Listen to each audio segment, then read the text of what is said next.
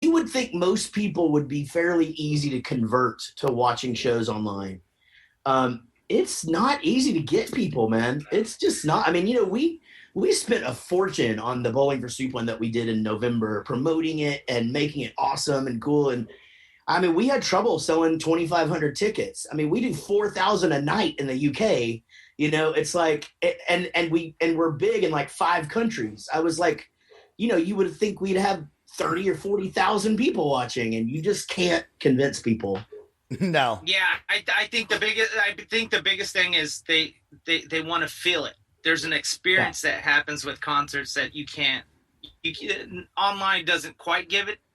So.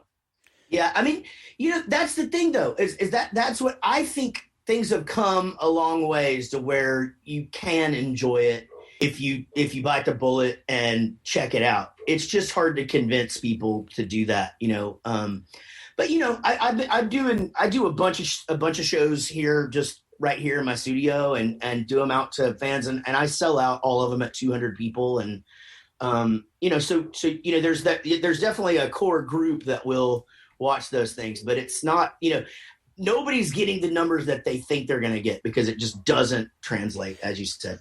I've seen some people, and obviously probably put some money into an online concert, and I'll pop in on Facebook Live, and there'll be like one or two. Of course, they're not Bowling for Soup, but still, it's like if you're spending the money to do this, you would think that hopefully your fans would want to pop in for a second. But going to a live concert the energy is more there, obviously, with the live show than online. For sure. I mean, there's definitely, and that's part of it, right? Is being there with your buds and having some beers and, just as you said, feeling it, Sam, I get that. It's just, I guess as an entertainer, you kind of want to use the outlets that you have. And, you just want people, it's like you want to just take people and go, listen, this is all we've got. We need this. Buy my merchandise, pleit's please. Yeah. I mean, there's good ways to get creative. And we got a thing that we're doing right now where we're doing these happy hours, and they're limited to 30 people. And in order to go, you get a ticket, but in order to get a ticket, you got to buy a pack of like a bulk pack of merch. So so the tickets are between like $75 and $150, but you get a shitload of cool stuff. That's cool. You get to come and hang out with us, and it's not, thousands of people, it's 30. So everybody is going to get to talk and, ask questions or hear stories or whatever. But you just got to get creative to support the family these days, and it's just, some of it works and some of it doesn't. That's a great idea what you just said. I do want to ask you, because you guys are still writing new songs and you have continued to. I just heard a piano album earlier today. Yeah. That was out in 2019. And my wife's like, ooh, are you listening to classical music now? Yeah. And I was like, totally. no, I'm listening to Bowling for Soup on the piano. Yeah. It's like, so my idea is like, do an album we did 2 albums of piano stuff. They're called A Nice Night for an Evening, Volume 1 and 2. Uh-huh. And it's Bowling for Soup songs played just on a single piano. So like people have it playing at their wedding, like while the guests are coming in. People play it in the nursery of their baby, and things like that. Because quite frankly, like if you didn't know it was Bowling for Soup, you would, as you said, you would just think you were listening to some classical piano stuff, because it even takes a minute for me to figure out what song it is sometimes. Dude, is My Weena on that album? That's such a cool song. Yeah. And there's some good ones, and we did I'm Gay on there too. And so that was part of the fun, is like you do the ones that people would expect, but also just do outlandish songs on there too that people wouldn't expect to hear, Dude, go ahead. Yeah, I can tell you right now, 1985, every time that plays, because I ruined myself by making that my ringtone in like 2016, that every time I heard, and I've changed it since then, but every time I hear that song, I look for my phone. Oh, yeah. I got that Pavlov's dog. I start salivating and looking for my treat. Yeah, so, that's funny you say that. I used to have a Perry Grip song he has a song called Fried Chicken, and I had that for my ringtone forever. And I have that same thing when that pops up. My kids are listening to Perry Grip, and I start looking for my phone. I'm like, wait a minute, my ringer's not ever on. I don't talk on that thing. Dude, so with your new songs that are coming out, when you go back on stage, right? Of course, you have to play the old fan favorites that everyone likes. But do you try to intermingle in or intertwine your newer songs also, like at the beginning of the concert? So this is a very valuable lesson for all musicians who have a hit. That's all people want to hear, and so we have a few of them. So pretty much an hour of our 75 to 90-minute set is decided whether we want to do that or not. These are the songs we're playing no matter what. They were on the radio. This is why people are buying tickets. You know, the last thing I even like as a punter, like somebody that's going to shows, and they're just like, hey, we're working on a new album. Here's, 7 new songs. And you're just like, okay, I'm going to head to the bar and maybe hit the restroom real quick. But to answer your question, 1 or 2, like basically when we do a new record, we'll play 1 or 2 of the new songs. Now, since it's a single driven world now, like our last big single was Alexa Bliss. Oh, never mind. That's so nice. Yeah, I know. I'm sorry. Alexa off. And so knock it off. Yeah. And so we play that one when we play live, and that was a big single for us.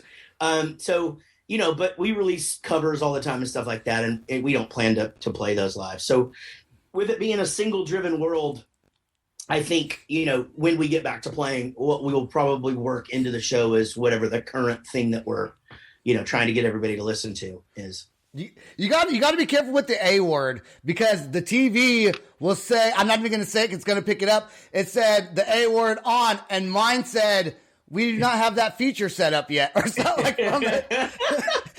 And my wife and I looked at each other and started laughing. It's like, you just can't say that word anymore.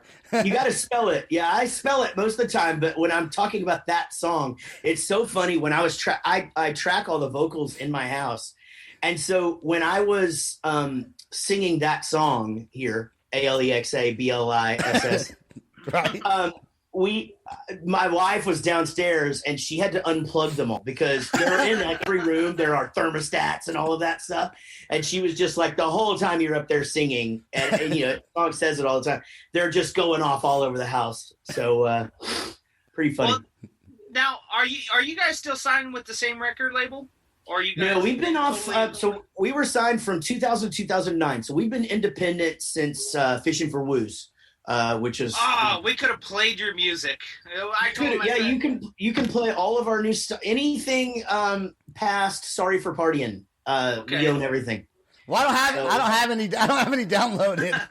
Well, I told him, I said, look, I don't know if I said it's kind of late in the game, let's just talk to Jaret, see how he's doing, see what's going on, so we can talk about a lot of his podcasts. Well, But we can always upload it and play it.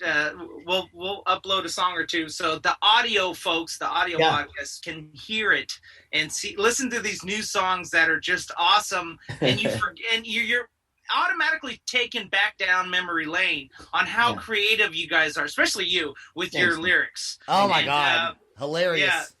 Yeah, like the song that's gonna start things if we say it. I was like, how did they get her? How did that whole thing come about? I don't even know the backstory to that. Man, it's awesome. It's so funny. My wife says this all the time. She just goes, "Your life is crazy," because these kinds of things just happen to me.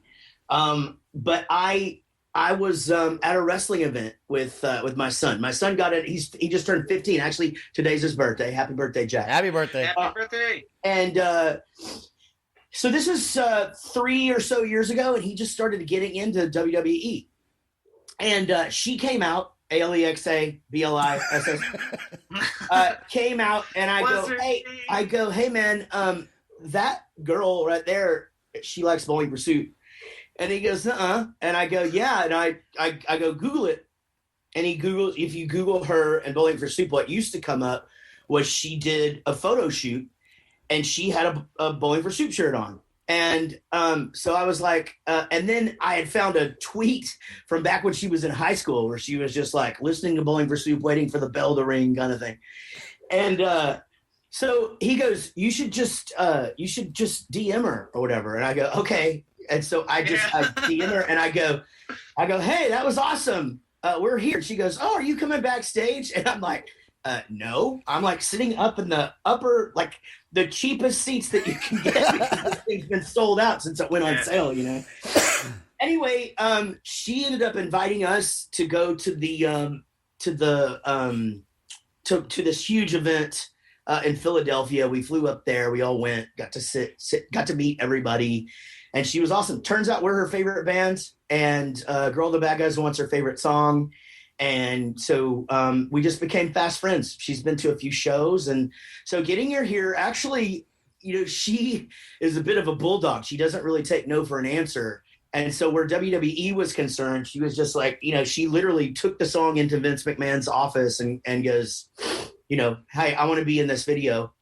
And so, you know, it happened, and she made it happen. The saddest part of COVID, one of the saddest parts of COVID, obviously besides all of the people who got sick, is that we had a decent shot of playing WrestleMania when she came out. And when that got canceled, it was like, damn it. Yeah. Yeah, I could totally see Chris just right behind her, just walking. Oh, yeah.